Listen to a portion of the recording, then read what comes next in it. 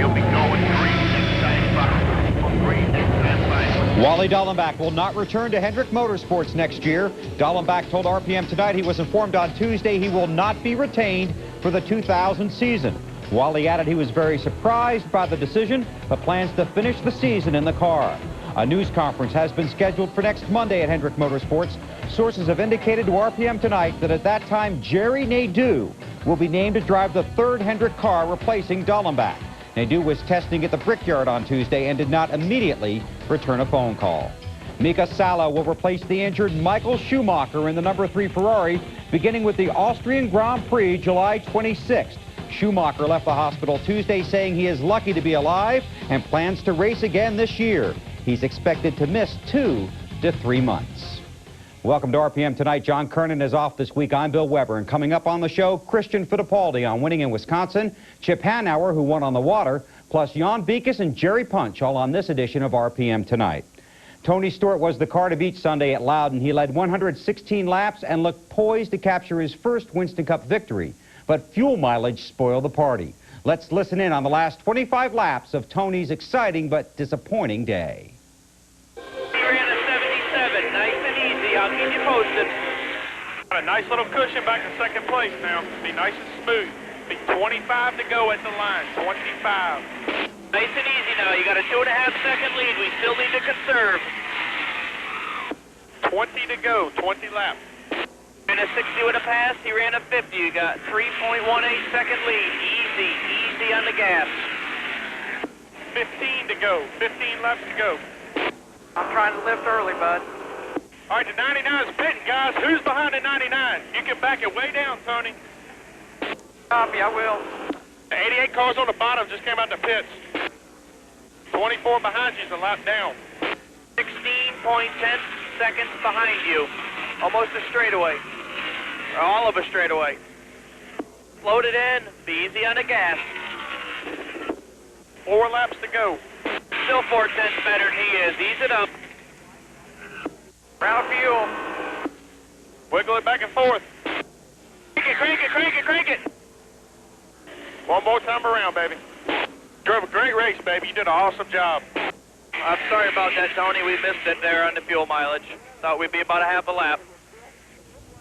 And Tony Stewart now joins us. And first of all, congratulations on a great day at New Hampshire, but I know you're disappointed with how it ended. Well, I mean, we obviously wanted to win, but, you know, everybody on this Home Depot Pontiac team, they were really excited about the run we had Sunday and just excited to come into this series as a rookie and, you know, have the opportunity to run up front and, you know, have the possibility of trying to win our first race this year. Best stock car you've ever driven? Ever driven.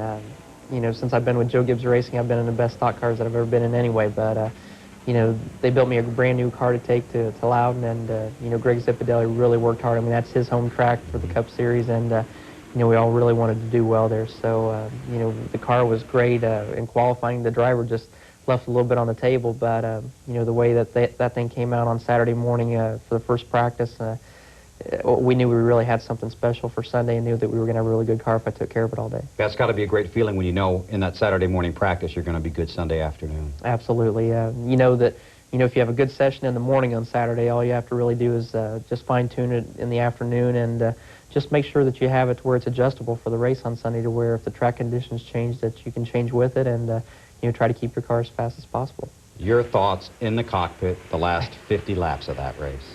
Please don't run out of fuel.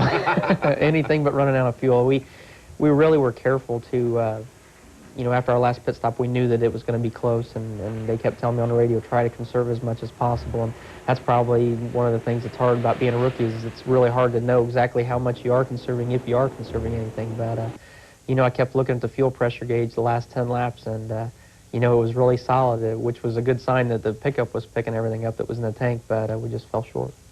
Do you think now, in hindsight, if you'd stopped, you would have won? Well, I mean, hindsight's always 20/20, but, you know, I think if we would have started the run and just went as hard as we could go without abusing the tires and the car, I think we could have built up enough of a cushion to possibly come in and get enough fuel to come out in the lead still and win the race. But, you know, we knew that we didn't know what the situation was with everybody else, so we were gambling just like they were, but, you know, we just stretched it too far. You came off of turn 2, and that's when you knew you were out. Yeah, actually, it's got one gulp of air at the start-finish line, and I was just concerned that I wasn't even going to make it all the way around. But, you know, when it did, I mean, they called me on the radio and said, you know, shake it back and forth, and it picked up some fuel, enough to at least get us back to the pit lane. But, you know, then you don't know if you're going to break the pit lane speed limit if you're going too fast because your tach's not working, and, you know, then let alone how much time you're losing on top of that. You disappeared relatively quickly after the race, and I know you've taken some heat for that in the last 2 days. Yeah, I needed to go somewhere where I could scream as loud as I could scream without a lot of people hearing. But it's just, you get so focused on what you're doing inside the race car that you forget that there's other people that have to do their jobs at the end of the day, too. And, you know, I apologize for that to everybody because it's not something we like doing. I mean, the media's been great to us this year, and the fans have been great to us also. But I just was really disappointed. I mean, it's a good situation to be in as a rookie to know that you have a team that's capable of giving you a victory your first year, but it's also disappointing when you worked really hard that last 100 laps to try to save as much fuel as possible to try to get to the end. We appreciate you coming by, and I know that first victory's coming. I hope so. Tony, thanks a lot. Thank you. Still ahead on the show, unlimited hydroplane racer Chip Hanauer on his 11th Gold Cup win. And next, Christian Fittipaldi on his first kart win.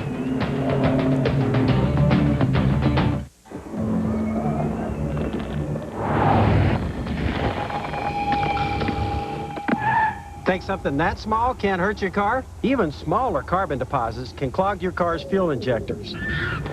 So use Gum Out Extra Fuel Injector Cleaner to get rid of deposits for smoother overall performance.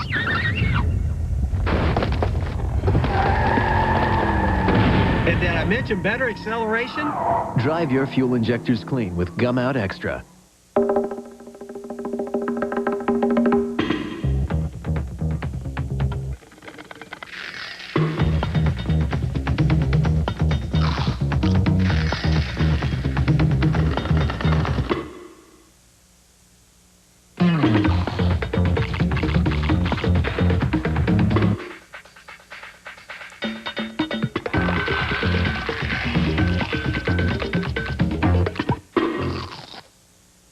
Let's go. Dad, can I talk to you about something? What's up? Well, you know, I'm not little anymore, Dad. Yeah, I can see that. I mean, I could ride a two-wheeler now. What I'm trying to say is, Dad, Yeah.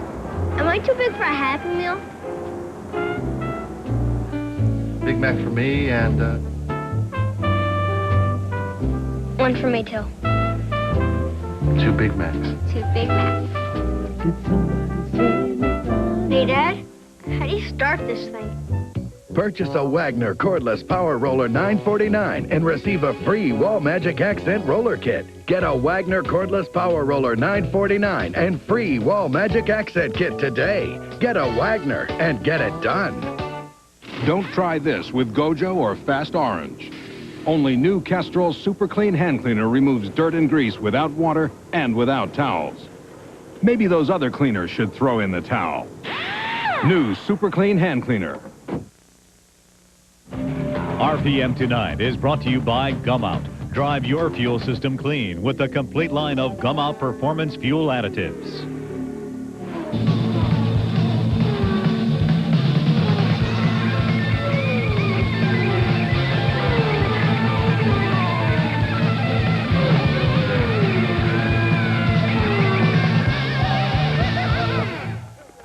Christian Fittipaldi joins us now from Miami. Christian, first things first, congratulations on that win. How does it feel to get that monkey off your back? Well, that's true. Thank you very much anyways, but I'm really happy with everything yesterday. I think the race ran really smooth, and it was great for the whole team. Like, we finished 1-2, and honestly, it couldn't have been better. Did you know that Montoya was having the problem with his car, or did it surprise you? Sort of in the middle of the race, I could start seeing that he was having a little bit of problems under braking. He was every now and then locking up his rear wheels. I was slowly catching up with him. I knew that there was something going on over there, and I started to pick up the pace a little bit. I got pretty close to him, and as soon as obviously he stopped, then things were a little bit easier for me. But at the same time, I still had to really control my gap from Michael. After all, Michael has been doing this for a long time. He knows exactly when he has to go quick, when he has to go slow, and you always have to pay a lot of attention to Mike. Like, no matter how many laps are left in the race, he's always a big danger. So when you see a guy in trouble in front of you, you step it up a little bit? Oh yeah, like you really start smelling that blood ahead of you, so definitely you want to pick it up and you want to try and get by him as soon as you can. But at the same time, you're really trying to take care of your race. Like I still had cars behind me that I had to really take care of. I had to take care of my brakes because Elkhart is a very long race. There's a lot of really hard, I would say, braking points. So if you don't take care of your car, the chances of not finishing the race are very high. That's 2 wins for the Swift chassis now this year. And you mentioned, Michael, you guys finished 1-2 on Sunday. Is that car finally reaching its potential on the road courses? It's getting a lot better. Maybe it's not 100% yet, but I think that the team as an overall grew a lot from last year. And the results this season definitely have been a lot better. And as I said before, we still have 10 more races to go. I still think that we can, like, both cars can finish in the top 3, like in the championship. So we're really fighting for this, and hopefully we can go very well. Well, Christian, congratulations again on your first win, and best of luck this weekend in Toronto. Thank you very much. Next up, Jan Bikas looks back at all the action from Elkhart Lake.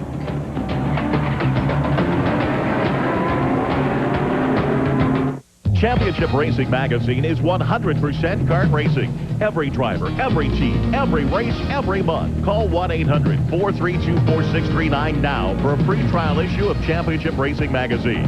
If you like what you see, get an introductory subscription to the best in-depth coverage of the most exciting and competitive racing series in the world for the special TV price of $19.95. Championship Racing Magazine. Every driver, every team, every race, every month. Call now. Do you want to get closer to NASCAR action? Take a lap with NASCAR Online. Log on anytime and get all the latest news, up to the second standings, and in-depth track analysis.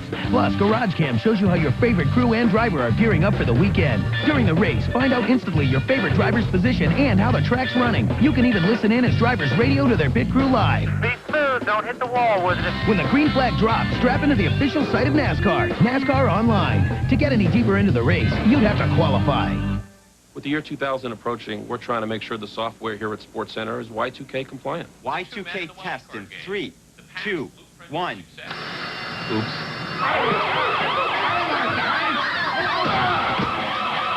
More from the NBA and an NFL trade right after this.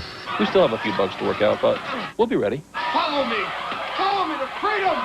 Sports Center, mornings, 6:30 and 11, only on ESPN.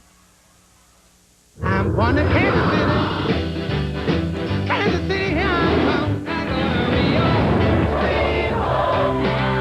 On the road to Morocco, Chicago. FedEx carries more express packages to more places than any other shipping company on the planet. Everywhere from Georgia to Barcelona. About the only thing we can't carry is a tune. FedEx. Be absolutely sure. FedEx Explanation is brought to you by FedEx, proud sponsor of the 1999 FedEx Championship Series. And Jan Bikas joins us now to explain everything. Jan, a lot of fans have been asking why CART decided to red flag Sunday's race after the big crash. Well, Bill, of course, that decision comes down to the chief steward, Wally Dallenbach. So I called him today and asked that question myself. And he said, you know, there are 3 factors that I had to consider, and I had 25 seconds to make the decision. The first was the paying customers that were at the racetrack. Secondly, were the teams that were involved. And then thirdly, the television coverage. Now, as far as the paying customers, they started 26 cars. They had lost 6. He thought losing 6 cars on a 4-mile racetrack, that would certainly be a detriment to the fans. Now, as far as the teams are concerned, there were 6 cars in the sand trap, and he had told the teams that if you're in the sand trap, your day is done. He wanted to give those 6 teams a chance to go racing. And then he said, you know, I didn't really know for sure if television would stay with us for the duration or not. I gambled on that one, and that one we lost on.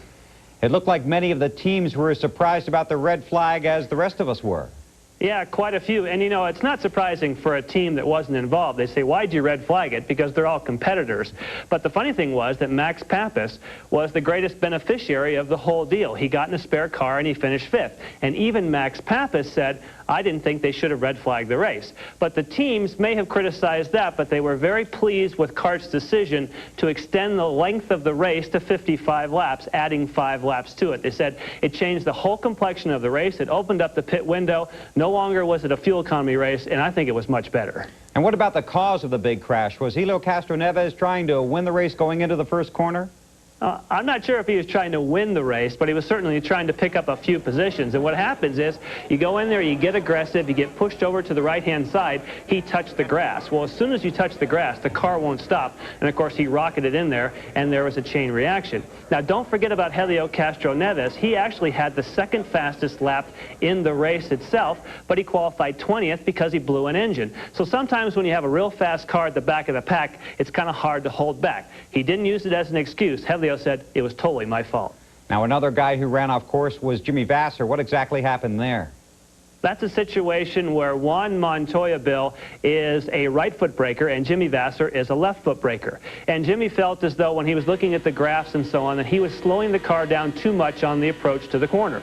So they put bigger master cylinders on the car, which means it takes more effort to slow the car down. He thought it would be an improvement. They tried it for the first time in practice, but he said under race conditions, it wasn't a ticket. He had too much rear brake. Adrian Fernandez also had some problems. What happened when he ran into Michael Andretti? Yeah, that was something else. He comes down into what they call Station 5, and he gets on the brakes and comes in too quick and realizes it, tries to get it slowed down, and uses Michael Andretti effectively as a brake. But the wild thing is he even ran into the back of Christian Fittipaldi on the opening of the race. He was right behind Christian, and Adrian says, I think that Christian, instead of hitting the overtake button, I think he hit the pit speed limiter button on the steering wheel. He stopped in front of me, and I rammed him. So there was another guy that had a benefit of fixing the car during the red flag. Now, speaking of the Newman-Haas cars, both Andretti and Fittipaldi did not take tires on their last stop when Montoya took a new set. What was the strategy there? The idea was for Newman-Haas, they called Michael and they said, can you run a whole nother stint on these tires? He said no. But in the meantime, I think the team decided they would maybe not be able to pass Christian unless they took some sort of chance on pit road. So they pulled the tires back. And then, of course, Christian is pitted right next door. He sees that Michael's not going to go for tires. They took their tires back over the wall. Neither of them changed. And, of course, they stayed in exactly the same spot. Now, speaking of Montoya, he lost all gears at the end of the race. Exactly what happened there?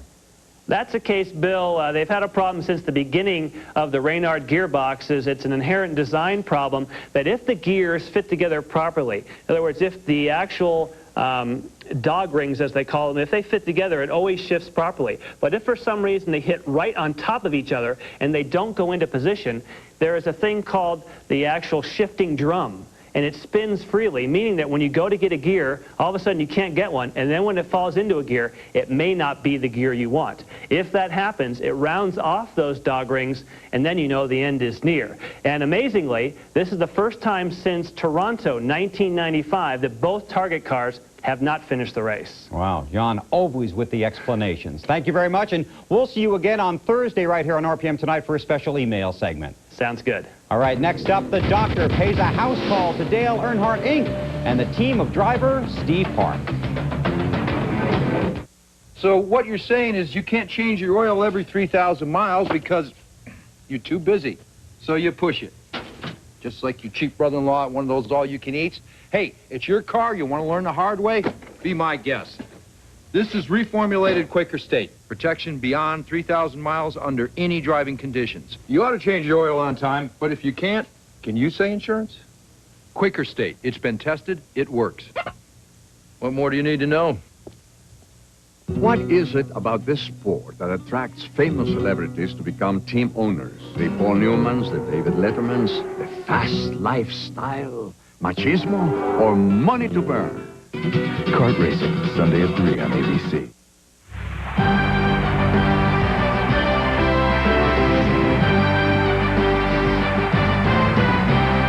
Revisit the greatest spectacle in the history of women's sports tonight at 8 o'clock on ESPN. When you or someone you love is hospitalized, safety matters most. That's why doctors and hospitals choose Tylenol more than any other pain reliever. Doctors know Tylenol is least likely to have drug interactions, and it won't cause stomach irritation the way aspirin and even ibuprofen sometimes can. It's the pain reliever hospitals use most. Tylenol. Take comfort in our strength. House Call is brought to you by Tylenol. Take comfort in our strength. Our house call today comes to you from Dale Earnhardt Incorporated, which houses cars of varying vintages and some of even more recent history. And that's the subject of today's house call, is last Sunday's recent history with the Pennzoil Chevrolet and crew chief Paul Andrews. And Paul, I know people say that things really began to click a month or so ago when you came on board, but in reality, Felipe Lopez laid a pretty good groundwork here, and now suddenly this team has gone to a different level. Is it chemistry? Is it driver confidence? What is it? Well, you know, Felipe did do a good job of laying the groundwork, and I've just been able to come along and just trying to add the little extra, a little bit that was maybe missing. Chemistry is great. Steve and I are getting along real good. Guys have always worked real hard, and we're still working real hard, and we're making a few little subtle changes here and there, nothing big, but just trying to take what it takes to make the final steps to make the car work and run good on Sunday. Now, what about Pocono? One of your better runs, not one of your better finishes, because you had a little shunt there at the end of Pocono in June, but coming up this weekend, it looks pretty good considering how well you ran in June. It does look good, and we're looking forward to going back and making another shot for that pole. We kind of come up short on that, had a little problem on our qualifying lap. Taking the same car back and going to fine-tune our setup a little bit for the race, and think our qualifying setup is real good. So we're excited about going back there. All right, Paul Andrews, these guys ran in the top 5 most of the day at Pocono in June. Now, the second half of the story DEI involves the disappointment this past weekend of Dale Earnhardt Jr.'s Budweiser Chevrolet. Let's show you what happened with him as we visit with Steve Meal at their shop. Well, about 100 yards south of the Pennzoil shop is the Busch Grand National and Winston Cup shops for Dale Earnhardt Jr. We're visiting down here with the technical director of Dale Earnhardt Incorporated, Steve Meal. And Steve, this past weekend, I'm told this Budweiser car in New Hampshire was as good as anybody there on the morning practice before the race, but on race day, it didn't pan out. What happened? Well, that's correct. Tony Uri and his guys did a great job of preparing the Budweiser car for Dale Jr., and they had a wonderful Saturday morning. Saturday afternoon was a little bit slow, but we mostly put that up to track conditions, and then Sunday we had a real short day. We wound up breaking a bunch of intake valve springs on the car, and we're right now running the car on the chassis dyno, running the engine on an engine dyno, looking at all the ignition systems, all the related components, things like rev limiters, rev chips, some people call them, to see what actually caused that. That's fairly uncommon, and we're not used to seeing it, so we don't really know what brought it about. So we're looking at the electrical system to see if something in the timing maybe changed. Maybe we over-revved the engine, although I don't see that was possible with the rear-end ratio we had. But it was a disappointing day, but it was also a good weekend because they got solidly in the field and once again showed that they are probably the rising team in the sport right now in terms of going from Busch Grand National to Winston Cup. Now, there's other things changing as we speak here at Dale Earnhardt Incorporated, which involves the NASCAR Craftsman Truck Series this weekend. Yeah, well, it's a Napa race at Nazareth this weekend. We're going to break out our Napa Superman truck. So we're all going to go on up to Nazareth and try to do the best we can for Napa at their race and try to repeat what we did there last year. Coming up next on RPM Tonight, Unlimited hydroplane racer Chip Hanauer on Winning the Gold. Today's Sports Century Classic Moment is brought to you by Nike. For the most part, for a horse to be able to reproduce his best form or winning form 16 consecutive times is very unusual.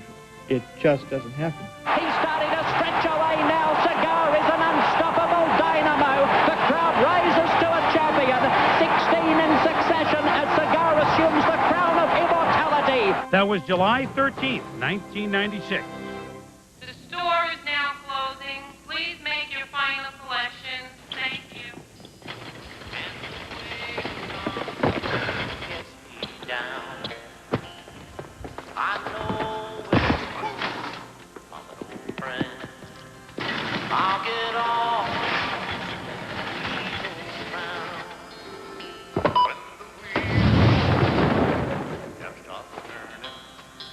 Available first at foot action.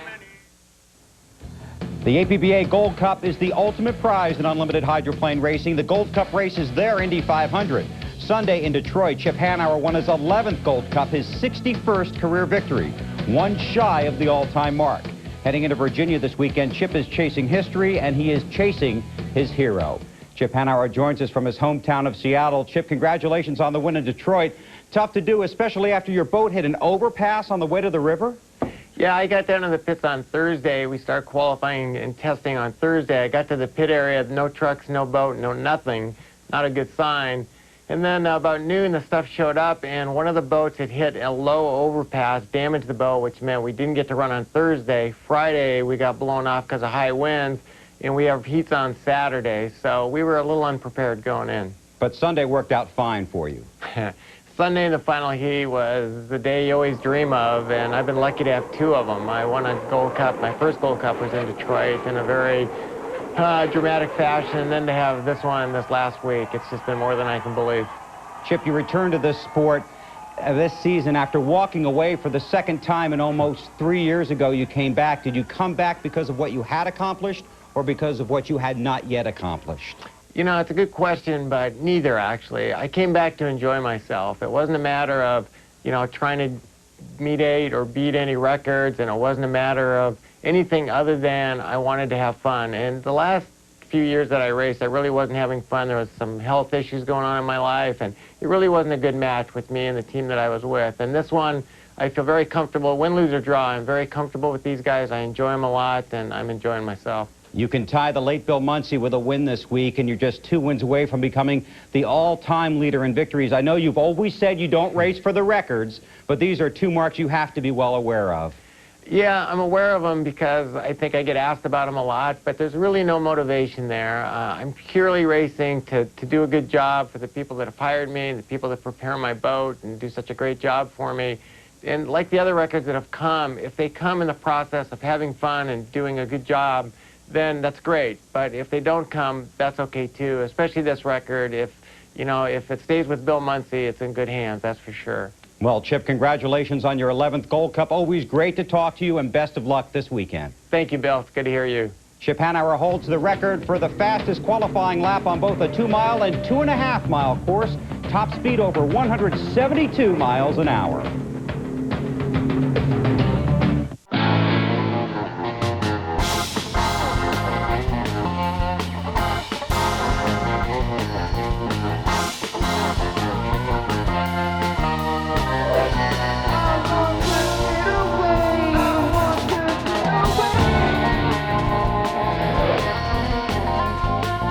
Introducing the radical new SUV, the new Nissan Xterra. Everything you need, nothing you don't.